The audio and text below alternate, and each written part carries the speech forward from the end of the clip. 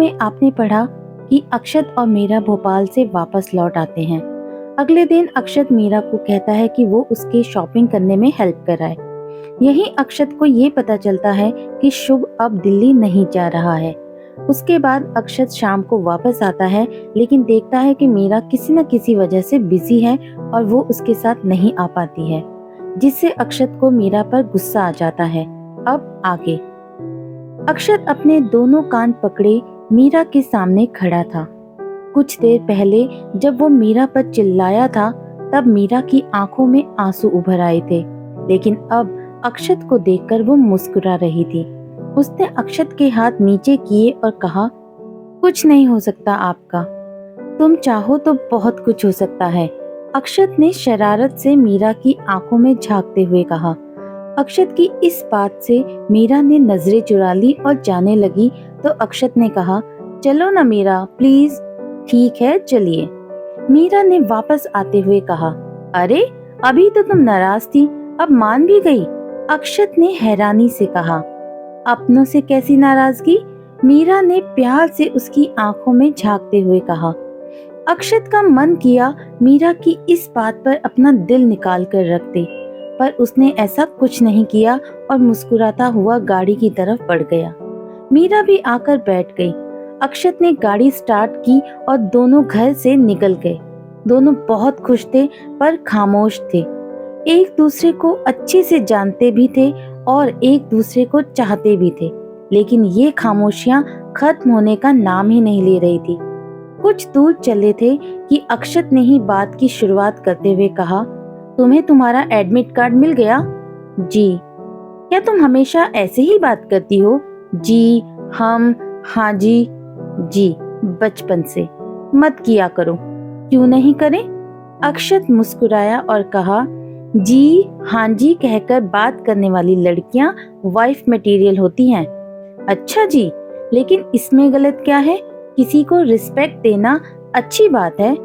हाँ, तुम्हारा बस चले तो तुम तो दुनिया की हर चीज को रिस्पेक्ट दो, है ना? आप मजाक उड़ा रहे हैं हमारा? हाँ, अक्षत ने कहा तो मीरा खींचकर दूसरी ओर देखने लगी। अक्षत को बहुत हंसी आ रही थी। रही सही में उसने ये कसर गाना चलाकर पूरी कर दी। म्यूजिक सिस्टम पर गाना बजने लगा। कुछ खास है, कुछ पास है, कुछ अजनबी एहसास है, कुछ दूरियां नजदीकियां, कुछ हंस पड़ी तन्हाइयां। क्या ये खुमार है, क्या एतबार है, शायद ये प्यार है शायद। क्या ये बहार है, क्या इंतजार है, शायद ये प्यार है शायद। गाना बहुत खूबसूरत था। शाम का मौसम, उस पर मीरा अक्षत का साथ। गाना सुनते ही मीरा का गुस्सा छूमंतर हो गया। उसने अक्षत की ओर पलटकर कहा, आप ऐसे गाने भी सुनते हैं? ऐसे गाने मतलब? अक्षत ने सामने देखते हुए कहा, मतलब इस तरह के रोमांटिक गाने सुनते हमने आपको कभी नहीं देखा। मीरा ने हिचकिचाते हुए कहा, तुम्हारा मतलब मैं रोमांटिक नहीं हूँ? अक्षत ने मीरा को घूर कर देखते हुए कहा, नहीं मतलब आप थोड़े सा। कहते कहते मीरा रुक गई तो अक्षत ने कहा, तुम्हारे कहने का मतलब है मैं सड़ू हूँ? नहीं नहीं, हमारा वो मतलब नहीं है, मीरा ने जल्दी से कहा। मुझे सब पता है, ये जो मन ही मन में तुम मुझे सड़ू कहकर बुलाती हो ना, सब समझता हूँ मैं, पर तुम्हारे से ये सुनकर बुरा नहीं लगता। अक्षत कहते कहते फिर मुस्कुरा उठा। मीरा ने कुछ नहीं कहा, बस प्यार से अक्षत को देखते हुए सोचने लगी, आप इतने बुरे भी नहीं हो जितना खुद को दिखाते हो। कुछ कहा तुमने? अक्षत ने उसकी ओर देखकर कहा, नहीं नहीं तो। मीरा हड़बड़ा गई। लगा शायद अक्षत ने उसकी बात सुन ली हो। अक्षत ने फिर अपना ध्यान स्टीयरिंग पर जमा लिया।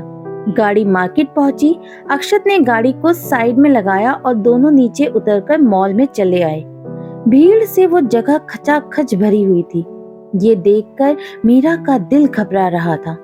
अक्षत ने देखा तो उसका हाथ पकड़कर पलके झुकाकर एहसास दिलाया कि वो उसके साथ है। दोनों वहां से निकलकर ऊपर चले आए। एक शॉप से अक्षत ने अपने लिए कुछ जीन्स और शर्ट देखे। कुछ पसंद नहीं आ रहा था उसे। आता भी कैसे? वो खुद इतना कॉम्प्लिकेटेड था तो उसकी पसंद भी तो उतनी ही कॉम्प्लिकेटेड होनी थी। 1 घंटे तक जब उसे कुछ पसंद नहीं आया और उसके सामने कपड़ों का ढेर लग गया तो मीरा उसके पास आई और कहा, ऐसे तो आपको कुछ पसंद नहीं आएगा, रुकिए हम देखते हैं। मीरा ने लड़के से कपड़े दिखाने को कहा। उसने एक हल्के आसमानी कलर का शर्ट उठाया और अक्षत को लगाकर देखते हुए कहा, परफेक्ट भैया, ये कर दीजिए। मीरा ने वो शर्ट लड़के को दे दी। अक्षत खामोशी से देखता रहा। मीरा ने 10 मिनट में अक्षत के लिए 4 जोड़ी कपड़े सिलेक्ट कर दिए। दुकान वाला लड़का और अक्षत दोनों कभी मीरा को देखते तो कभी एक दूसरे को। लड़की होकर वो इतनी जल्दी सिलेक्शन कर रही थी, जबकि अक्षत पिछले 1 घंटे से कुछ नहीं देख पाया था। अक्षत को हक्का बक्का देखकर मीरा उसके पास आई और कहा, जिंदगी में अगर हर चीज अपनी पसंद की देखोगे तो पीछे रह जाओगे, इसलिए कुछ चीजें दूसरों के पसंद की भी होनी चाहिए। तुम्हारी पसंद बहुत अच्छी है, अक्षत ने कहा। जानते हैं, कहकर मीरा वहां से साइड में चली गई। दुकान वाला लड़का अक्षत के पास आया और कहा, भैया सच में उनकी पसंद बहुत यूनिक है, पर कैसे? अक्षत मुस्कुराते हुए लड़के की ओर पलटा और कहा, मुझे देख लो, मैं भी उनकी पसंद में से ही एक हूँ। अच्छा, तो वो आपकी गर्लफ्रेंड है? लड़के ने अक्षत के साथ सहज होते हुए कहा। भाभी है तुम्हारी, अब चलकर बिल बनाओ, अक्षत ने मीरा की ओर देखते हुए कहा, जो दूर खड़ी कपड़े देखने में बिजी थी। लड़के ने बिल बनाकर अक्षत को थमा दिया और साथ ही कपड़ों के बैग्स भी। मीरा और अक्षत बाहर आ गए। तब तक हल्का अंधेरा हो चुका था। अक्षत ने बैग पिछली सीट पर रखे और मीरा के पास आकर कहा, यहाँ पास में ही एक पाव भाजी वाला है, वो बहुत अच्छी पाव भाजी बनाता है, चले खाने? ठीक है, मीरा ने कहा। दोनों पैदल ही चल पड़े। चलते चलते दोनों पाव भाजी वाले के पास पहुंचे। अक्षत ने लड़के से 2 प्लेट लगाने को कहा और पास रखी बेंच पर आकर मीरा के साथ बैठ गया। बैठे बैठे अक्षत की नजर मीरा पर चली गई। उसका गोरा रंग चमचमाती लाइटों की रोशनी में और भी खूबसूरत लग रहा था। उसकी आंखें किसी दिए की लौ जैसी लग रही थी, जो बार बार पलकों की ओट में छुप जाती। उसके बाल हवा में उड़कर बार बार उसकी आंखों और उसके गालों को छू रहे थे। वो अपनी खाली आंखों से सामने सड़क पर दौड़ती गाड़ियों को एकटक देख रही थी। अक्षत ने मीरा के सामने हाथ हिलाते हुए कहा, कहाँ खोई हो? कहीं नहीं, इन भागते लोगों को देख रहे हैं। आखिर सब इतना जल्दी में क्यों रहते हैं? मीरा ने अपनी नजरें अक्षत पर जमाते हुए कहा। वो इसीलिए ताकि कुछ छूट न जाए और वो जिंदगी का एक एक पल जी सके, अक्षत ने कहा। लेकिन कुछ न कुछ तो छूटेगा ही ना। भागने से हम जिंदगी का वो सुख नहीं ले सकते जो छोड़कर ले सकते हैं। सारी चीजों को साथ लेकर चलेंगे तो चल नहीं पाएंगे, मीरा ने कहा। तुम्हें तो प्रोफेसर होना चाहिए, अक्षत ने मीरा का मजाक उड़ाते हुए कहा। इसमें प्रोफेसर वाली कौन सी बात है? हमें ऐसा लगता है इसलिए हमने कहा। मीरा जरा सा खींच गई। तब तक लड़का उन दोनों के लिए प्लेट्स ले आया और उनके सामने रखकर चला गया। दोनों चुपचाप खाने लगे। पाव भाजी सच में टेस्टी थी। मीरा बड़े चाव से खा रही थी और अक्षत बस प्यार से उसे खाते हुए देख रहा था। खाते खाते मीरा की नजर अक्षत पर गई तो उसने पाया वो उसे ही देख रहा है। मीरा थोड़ा झेप गई और धीरे धीरे खाने लगी। उसकी इस हरकत पर अक्षत मुस्कुराए बिना ना रह सका। पाव भाजी खाने के बाद दोनों उठे। अक्षत ने बिल चुकाया और मीरा के साथ साथ फुटपाथ पर चल पड़ा। चलते चलते मीरा ने कहा, पाव भाजी अच्छी थी। हाँ ठीक थी। और कुछ खाना है? अक्षत ने पूछा। नहीं, मीरा ने कहा। अच्छा तुमसे एक बात पूछूं? अक्षत ने कहा। जी। तुम्हें कैसा लड़का चाहिए? मतलब शादी के लिए कैसा लड़का चाहिए? हमें? हाँ तुम्हें ही। अब मैं तो लड़के से शादी नहीं कर पाऊंगा ना। मजाक उड़ाता है तो मीरा झेप गई। Very funny. हमें ऐसा लड़का चाहिए जो शांत रहने वाला हो, जिन्हें गुस्सा ना आए, जो सब्र करना जानते हो, स्मोकिंग ड्रिंकिंग ना करते हो, रिश्तों की इज्जत करना जानते हो, स्मार्ट ना हो तब भी चलेगा, बस वो दिल के अच्छे हों। फिर तो मेरा कुछ नहीं हो सकता। एक ही क्वालिटी थी, वो भी नहीं चाहिए इसको, अक्षत ने मन ही मन बड़बड़ाते हुए कहा। कुछ कहा आपने? मीरा ने अक्षत को बड़बड़ाते हुए देखकर कहा। नहीं, अच्छी लिस्ट बनाई है तुमने, अक्षत ने कहा। मीरा ने कहा। दोनों चलते हुए गाड़ी के पास आए और बैठ गए। अक्षत ने गाड़ी निकाली और दोनों वहां से निकल गए। एक शॉप के सामने आकर उसने गाड़ी रोकी और मीरा से वहीं गाड़ी में बैठने को कहा। मीरा वहीं रुक गई और गाड़ी में रखी किताब पढ़ने लगी। अक्षत शॉप में गया और कुछ सामान लेने लगा। मीरा किताब पढ़ते हुए बोर होने लगी तो उसने किताब वापस डैशबोर्ड पर रख दी। वो गाड़ी से उतरी और बाहर टहलने लगी। अंधेरा काफी हो चुका था। उसने हाथ पर बंधी घड़ी में देखा जो कि रात के 8 बजा रही थी। मीरा ने पीठ गाड़ी से लगा ली और सामने दुकान में खड़े अक्षत को देखने लगी। बस 2 रातें और, उसके बाद वो अक्षत को नहीं देख पाएगी। मीरा के होठों पर मुस्कुराहट तैर गई और आंखों में ख्वाब दस्तक देने लगे। अक्षत इन सब से बेखबर सामान लेने में बिजी था। ठंडी हवाएं चल रही थी जिससे मीरा को अब ठंड का एहसास होने लगा था। उसने दोनों हाथों को आपस में समेट लिया और वहीं खड़ी रही। कुछ देर बाद अक्षत आया। मीरा को बाहर देखकर उसने अपना जैकेट निकाला और उसकी ओर बढ़ाकर कहा, मैंने मना किया था ना बाहर निकलने को, कितनी ठंड है यहाँ। अरे हम ठीक हैं, बल्कि हमें तो अच्छा लग रहा है, मीरा ने कहा। अभी अच्छा लग रहा है, बाद में बीमार हो जाओगी, पहनो इसे। अभी मैं हूँ इसलिए पूछ रहा हूँ, एक बार दिल्ली चला गया ना तो कोई पूछेगा भी नहीं। अक्षत ने कहा तो मीरा का चेहरा उदासी से घिर गया। उसे उदास देखकर अक्षत फिर से उसके पास आया और कहा, क्या हुआ? दिल्ली जाना जरूरी है? मीरा इस वक्त अपने मन के जज्बातों को काबू नहीं कर पाई। अक्षत थोड़ा मीरा के करीब आया और कहा, नहीं, जरूरी नहीं है, लेकिन जिस तरह के सपने मैं देख रहा हूँ वो यहाँ पूरे नहीं हो सकते मीरा। आपके सपने जरूर पूरे होंगे, हम प्रार्थना करेंगे आपको वो सब मिले जो आप चाहते हैं। मीरा मुस्कुरा दी। जो मुझे चाहिए वो मेरे सामने ही है, अक्षत ने मन ही मन मीरा को देखते हुए कहा। दोनों एक दूसरे की आंखों में देखते रहे। कुछ देर बाद पास से गुजरती गाड़ी के हॉर्न से दोनों का ध्यान टूटा तो अक्षत वहां से हट गया और जाकर ड्राइवर सीट पर बैठ गया। मीरा भी चुपचाप आकर बैठ गई। अक्षत ने गाड़ी स्टार्ट की और दोनों घर के लिए निकल गए। रास्ते भर मीरा खामोशी से अक्षत को देखती रही। वक्त कितनी जल्दी गुजर रहा था ये मीरा से बेहतर कोई नहीं जान सकता था। अक्षत के लिए उसके मन में प्यार के अंकुर कब के फूट चुके थे, बस अब तो उनका पनपना बाकी था। अक्षत के साथ का पल उसके सबसे खूबसूरत पलों में से एक था। दोनों में एक चीज एक जैसी थी और वो थी उनकी चुप्पी।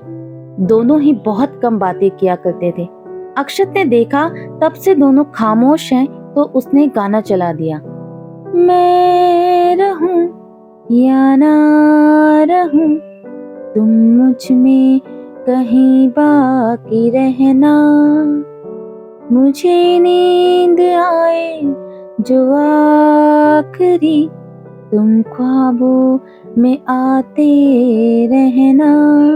बस इतना है तुमसे कहना, बस इतना है तुमसे कहना। कहने को वो सिर्फ गाना था, पर जाते जाते अक्षत मीरा को अपने प्यार का एहसास दिला रहा था। खुलकर अभी कुछ कह नहीं सकता था, इसीलिए गानों का सहारा लिया। मीरा ने नजरें घुमा ली और खिड़की के बाहर देखने लगी। ये गाना सुनते हुए अक्षत को देखने की हिम्मत उसमें नहीं थी। दोनों घर पहुंचे तब तक रात के 9 बज चुके थे। अक्षत ने गाड़ी पार्किंग में लगाई और सामान लेकर मीरा के साथ अंदर चला आया। विजय खाना खाकर अपने कमरे में जा चुके थे। दादा दादी भी टहलने निकल गए। सोफे पर बैठा अर्जुन लैपटॉप में कुछ काम कर रहा था।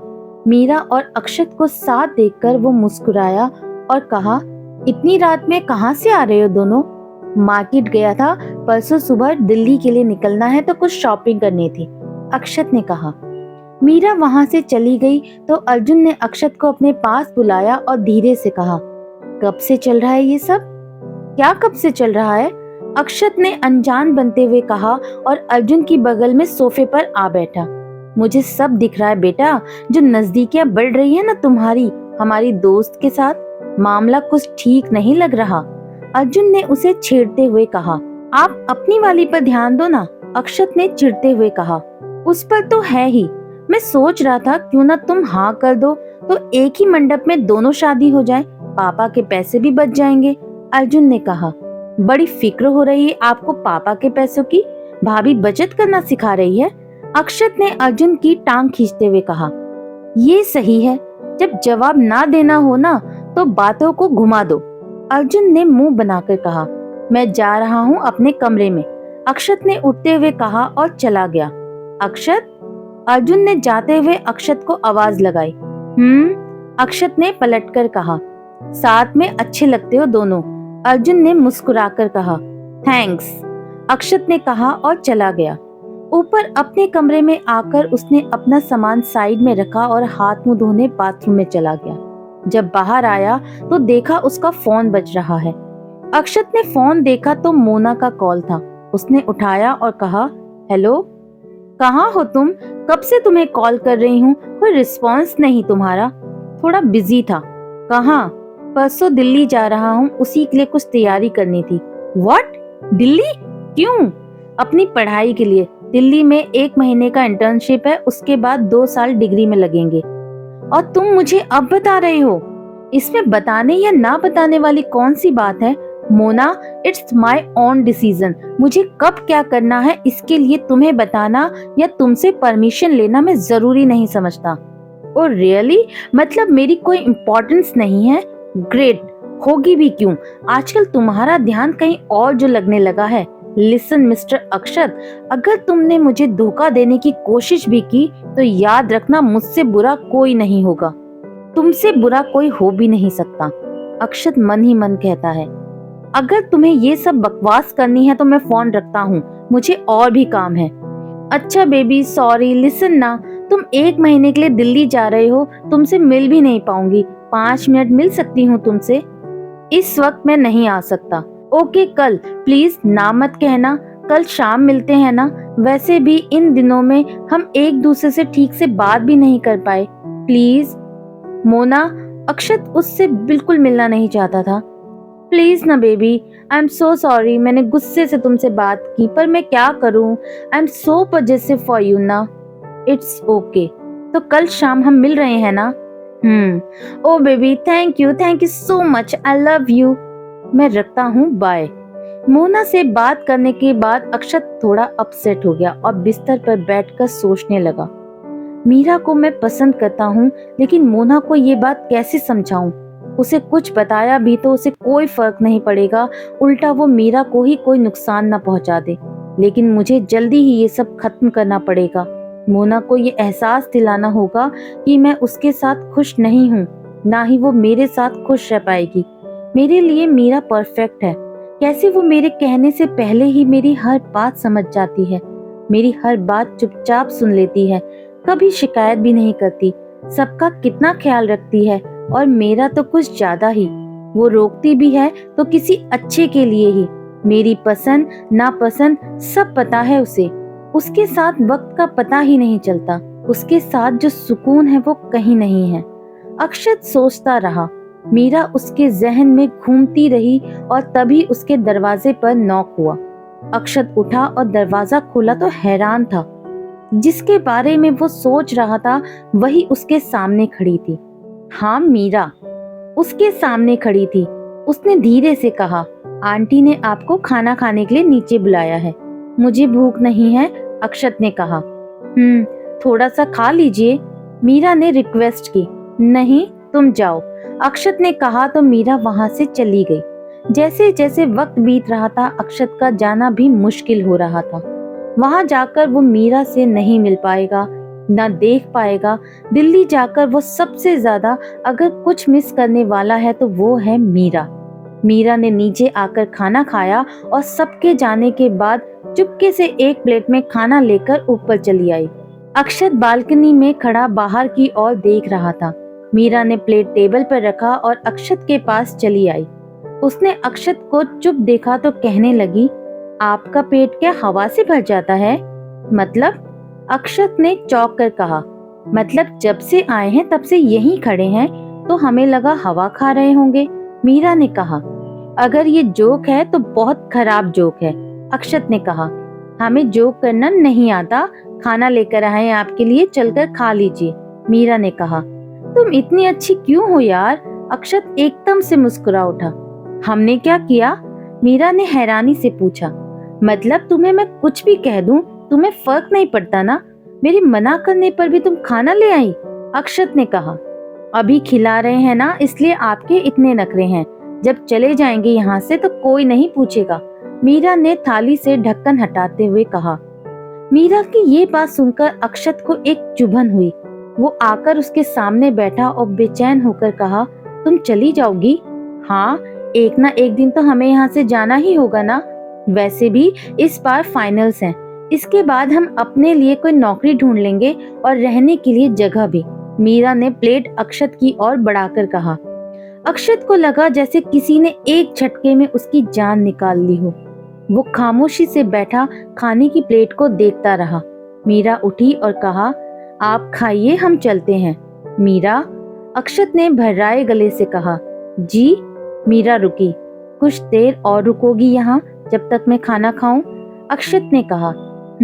ठीक है, कहते हुए मीरा अक्षत के सामने बैठ गई। अक्षत बुझे मन से खाने लगा। निवाला उसके गले से नीचे नहीं उतर रहा था। जहन में बस एक ही बात चल रही थी और वो था मीरा की जाने की बात। अक्षत ने जैसे तैसे खाना गले से नीचे उतारा। मीरा ने बर्तन उठाए और जाने लगी तो अक्षत ने कहा, दिल्ली में तुम्हारे हाथ की चाय को बहुत मिस करूंगा। मीरा मुस्कुराते हुए पलटी और कहा, सिर्फ चाय को, हमें नहीं? अक्षत ने मन ही मन में कहा, तुम्हें भी। और एक बार फिर दोनों एक दूसरे की आंखों में खो गए। मीरा और अक्षत का ये प्यार भरा रिश्ता आगे क्या मोड़ लेने वाला है? क्या मीरा सच में वो घर छोड़कर चली जाएगी? क्या अक्षत दिल्ली जाकर मीरा के बिना रह पाएगा? ये सब जानने के लिए बने रहिए आराधना वॉइस में। आज की कहानी का पार्ट आपको कैसा लगा मुझे कमेंट करके जरूर बताइएगा। मेरे चैनल को जितना ज्यादा हो सके उतना ज्यादा प्लीज सब्सक्राइब कर दीजिए। मिलती हूँ आपसे इस कहानी के अगले भाग में। तब तक के लिए बाय बाय।